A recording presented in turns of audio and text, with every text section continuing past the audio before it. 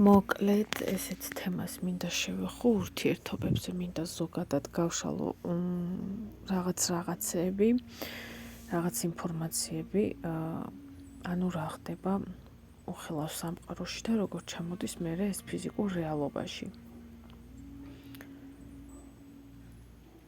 ქალები დღეს ქალებს აქვთ, ესე ვთქვათ, დავალება, რომ გამოასწორონ ის მდგომარეობა, რაც ხდება. რაც არეულდარეულია, ნუ საბოლოო ჯამში გამოდის, რომ ქალის გამოსასწორებელია ყველაფერი. ამიტომ დღესდღეობით ძალიან ბევრი ქალი რჩება მარტო იმისთვის, რომ გაიაროს ტრანსფორმაცია, რომ შემდეგ მოხდეს დაბალანსება ურთიერთობების. ზოგადად ყველასთან და კაცთან და ქალთან, ანუ ურთიერთობა ქალის და კაცის, რომ დაბალანსდეს და იყოს ჯანსაღი. აქედან გამომდინარეობს შემდეგ ყველასთან ურთიერთობა. როცა წყვილს აქვს დაბალანსებული ურთიერთობა, მათ ავტომატურად უჩნდებათ ყველასთან მიმართებაში დაბალანსებული ურთიერთობა. ამიტომ ეს დანიშნულება მისია, ასე ვთქვათ, ქალის კისერზეა.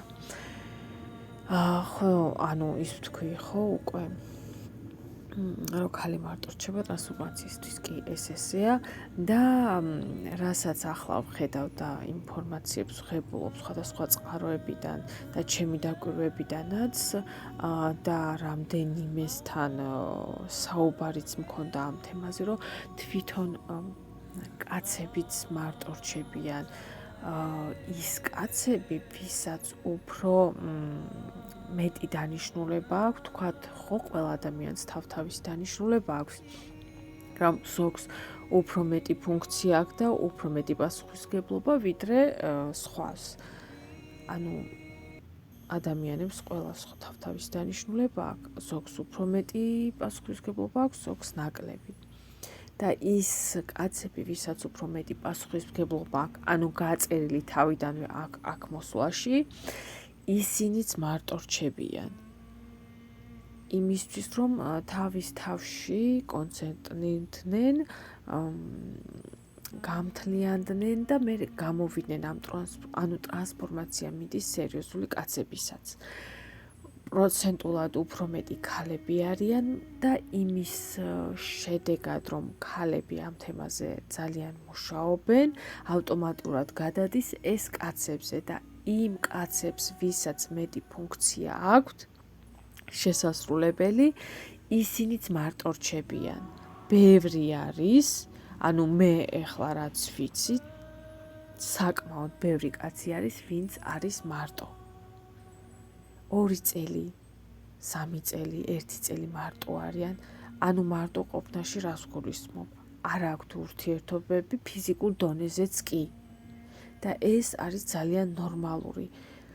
არ გეგონოთ კაცები თუ უსმენთ ახლა და თუ რა ვიცი კითხულობთ ამას, არ გეგონოთ რომ ეს არის არანორმალური. ეს ძალიან ნორმალურია, იმიტომ რომ ის ენერგია გროვდება თქვენში, ის აკეთებს თქვენში ცირკულაციას, რაც გეხმარებათ ტრანსფორმაციაში. ტრანსფორმაციაში, ნუ კაცის შემთხვევაში უფრო გულის ტრანსფორმაციაში, რომ გულის ცენტრი გაიხსნას. და ეს ყველაფერი გადმოვიდეს გრძნობებში. და არა პირველ ჩაკრაში. ანუ რა ხდება? სექსუალური ენერგია ზოგადად არის სასიცოცხლო ენერგია. ეს მერე არის, რა ქვია იმას, დამახინჯებული და სხვანაირად გადმოცემული, რომ ზოგადად ყველაფერი, ანუ სასიცოცხლო ენერგია რა არის? ანუ ყველაფერი მოდის შექმნილია ხო ამ ენერგიით, ანუ ამას ქვია სექსუალური ენერგია, სასიცოცხლო ენერგია, სექსუალური ენერგია არის ერთი და იგივე. ანუ ყველაფერი მცენარე, ცხოველი, ადამიანი, ყველაფერი შექმნილია ამ ენერგიით. ეს ენერგია არის მეორე ჩაკრაში. იქ გროვდება, ანუ იქიდან მოდის. და როდესაც ჩვენ გვგრძნობთ მეორე ჩაკრაში, ხიტის, ესე ვთქვათ, ანუ რაღაცა აღზნებისავით. ანუ ყველგან ხო გრძნობთ რაღაცას, გულში გრძნობთ, თავში გრძნობთ, იქაც გრძნობთ. ანუ ეს მდებარეობს სასქესო ორგანოების ზევით, ეს ჩაკრა, ანუ ჭიბს დაბლა, ოდნავ დაბლა, სასქესო ორგანოების ზევით შუაში. ანუ სადაც საშვილოსნოა, მაგ ადგილას არის ეს სექსუალური ჩაკრა.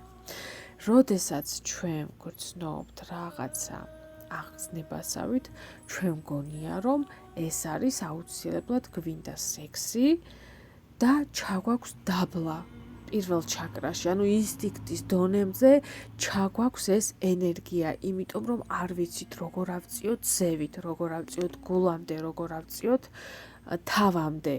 და ამის აწევას როცა ვსწავლობთ, როცა ვაგროვებთ ამ ენერგიას და არ ვფანტავთ უაზრო ურთიერთობებში და უაზრო კურდღელივით, ესე ვთქვათ, ფიზიკურ გამოხატულებაში, ვაგროვებთ და აგვაქვს ზევით ადის გულამდე, ადის თავამდე, ეს ენერგია მერე გადადის შემოქმედებაში. მე ხშირად მithქვამს ხოლმე და მიფიქრია, როდესაც ვხატავ, ეს ჩემთვის იგივე ორგაზმივით აითქო. ანუ მაშინ არ ვიცოდი ეს რას ნიშნავდა, ანუ რატომ მქონდა ესეთი შეგრძნებები, ეხლა ვხვდები რას ნიშნავს. ანუ ის ენერგია, როცა არ გაქვს ზევით და გადმოგაქვს შემოქმედებაში, ეს არის კარგი და ანუ ამის შედეგად მერე თუ გაქვს ურთიერთობა, თუ ყავს პარტნიორი, რომელიც ერთნაირად ცვლით ამ ენერგიებს ერთმანეთში, ეს არის ძალიან კარგი, პირიქით ეს სჭირდება სამყაროს.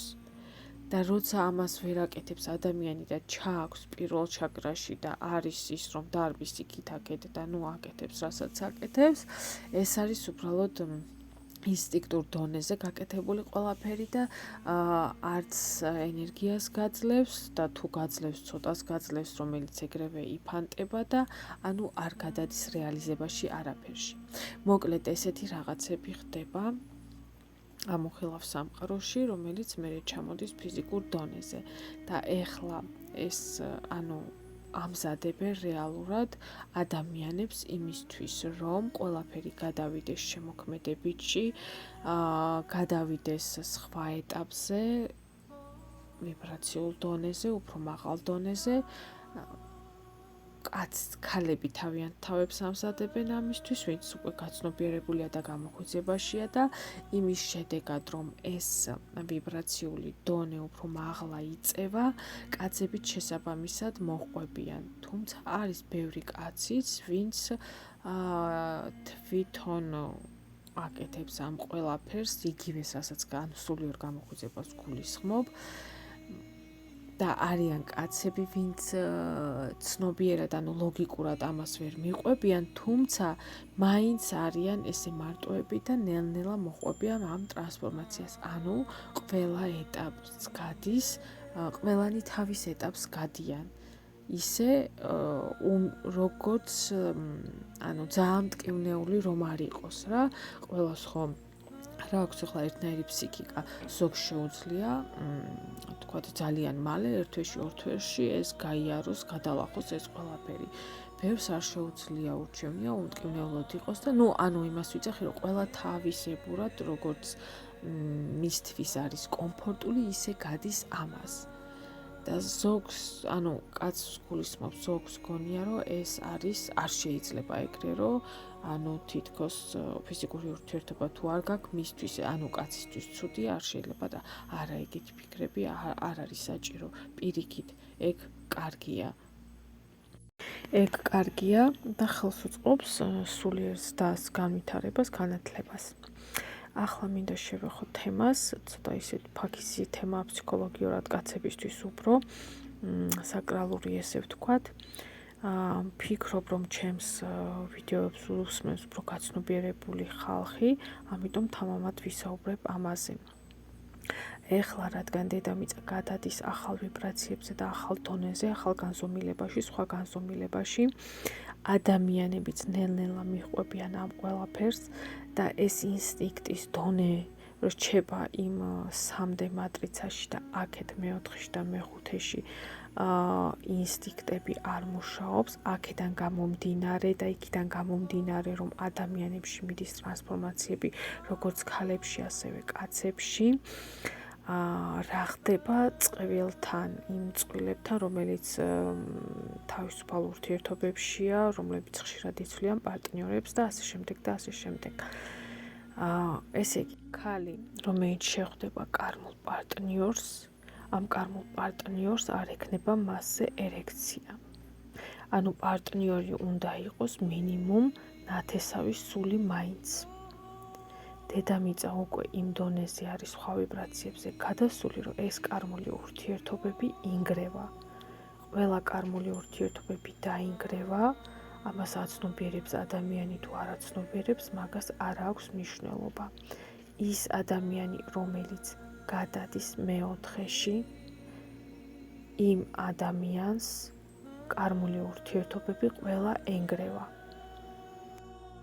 რა ხდება, როცა კაცი გადის ტრანსფორმაციას და გადის სულიერების უფრო მაღალ საფეხურზე.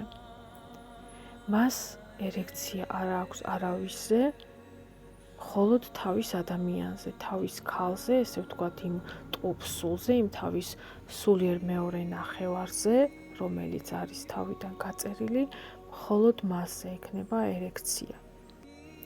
ესეც იმის შედეგია, რომ ის გადის ტრანსფორმაციას, სულიერად იზრდება, სხვა ვიბრაციებზე გადადის და აღარ არის საჭირო მისთვის, ანუ სულიერად როცა მაღლდება, ადამიანს უკვე ის ინსტინქტები ეკარგება და ინტერესის დონეზეც კი არ აინტერესებს ეგეთი რაღაცები, ამიტომ ხდება ასე.